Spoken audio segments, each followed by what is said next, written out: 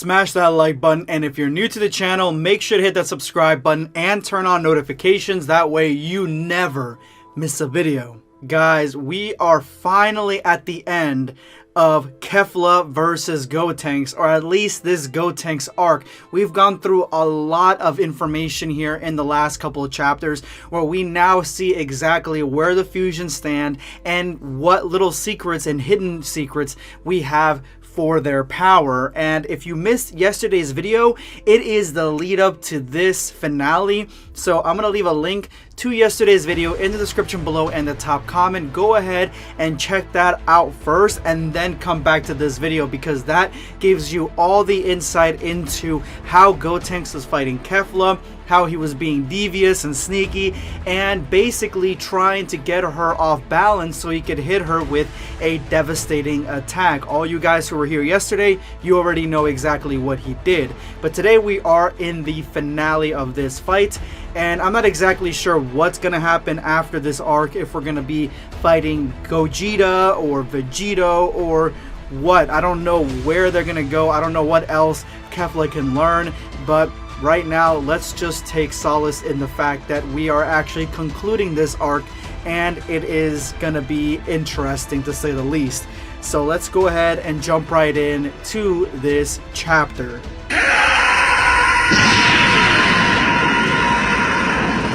Gotenks shoots a Kamehameha blast that looks actually quite similar to a Super Kamehameha at Kefla, and Kefla barely has time to do anything. She cannot dodge because he is right next to her, so she can only do one thing and try to stop it. So she turns on a dime and hits it with the palm of her hand, holding it still, holding it at bay, but for how long, who knows. And you guys can just tell at this point, because of what she said in the last chapter, that Kefla is having some PTSD moments, because this is the attack that cost her the Tournament of Power.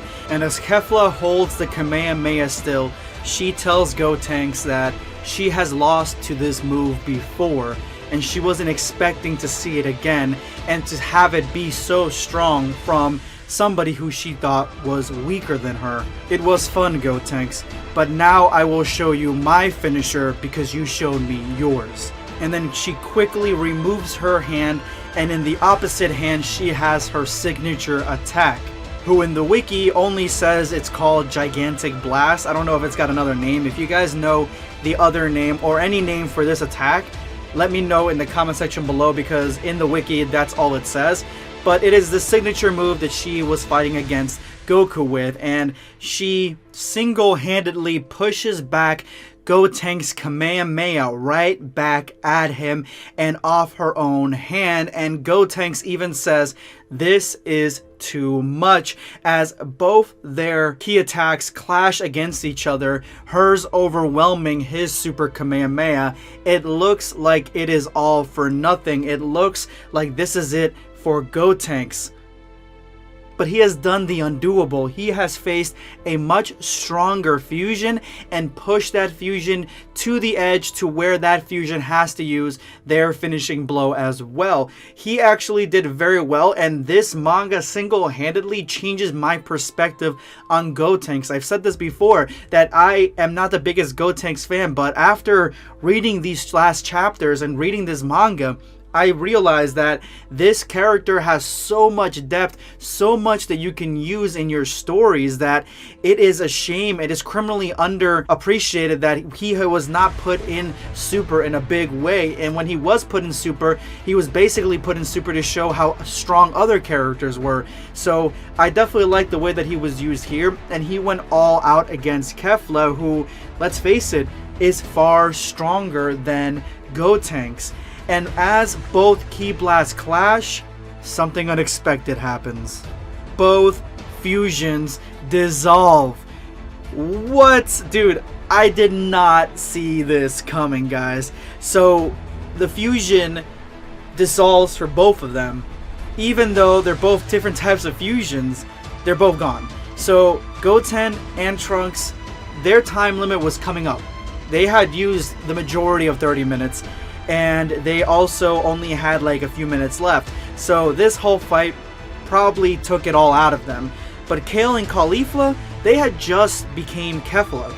And so now I'm thinking that the Potara earrings, if you use too much power from the Potara earrings, they will dissolve your power faster, essentially, similar to what happened to Vegito, where Goku and Vegeta are fighting Samazu using a lot of power, and then they both dissolve and go back to their respective forms, because the Potara fusion seems to be far more unstable. If you use way too much power, then it will dissolve, as opposed to the fusion dance, because Goten and Trunks had the entire 30 minutes before they came apart.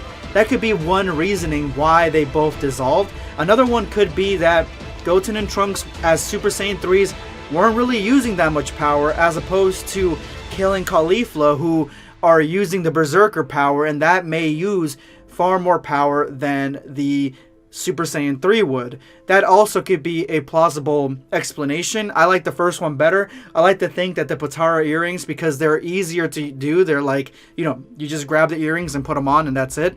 Because it's simpler, there would be that side effect where if you use too much power, you won't get the 30 minutes, it'll dissolve earlier, as opposed to the fusion dance, who you have to master before you can even use, and it's something that you have to train to do, which I like that better, that you can use that power. And I mean, even if you look at it, Gogeta was able to use Super Saiyan Blue quite effectively against Broly, and he never dissolved, not once. I think the first explanation is more spot on. The easier the fusion, the more unstable it is, the more difficult a fusion is to master, the more you get that time.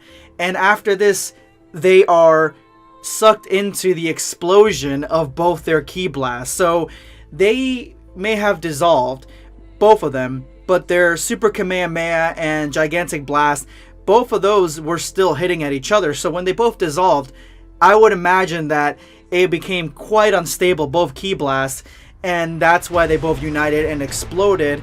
And even Caulifla goes and blocks the blast from Kale, and Goten and Trunks are both caught off guard, and the explosion blows up right in their faces, and it looks very similar to the explosion that Majin Vegeta did when he self-destructed. I would honestly give, even if Goten and Trunks don't really survive, or at least get knocked out from this explosion, I would say that Goten and Trunks won this fight because they forced Kefla to use so much power that she dissolved early. And so, if your fusion's that unstable, then yeah, I would say that Goten and Trunks definitely come out with the W on this one. And that is the end of today's chapter, guys. Thank you guys so much for watching this series. There should be more to this, but if there's not, then this is a great high note. I think there should be, though. And I will have a full link to the artist's Twitter account in the description below and the top comment. Go ahead and check out their stuff, follow them, and enjoy their content. Thank you guys so much for everything, and if you made it to this point of the video, you are now part of the hashtag End a Video Squad. Thank you guys so much for all your support. Make sure to drop that comment with that hashtag for a chance to be featured in my next video. Today, I'm going to be responding to Little X 360. Gotenks is putting his all into that Kamehameha, and if he defuses, it's downhill for not one, but two people. That's essentially what ended up happening. So you predicted the future. Good job, Little X 360. This is going to be Blackscape signing off. Take care, guys.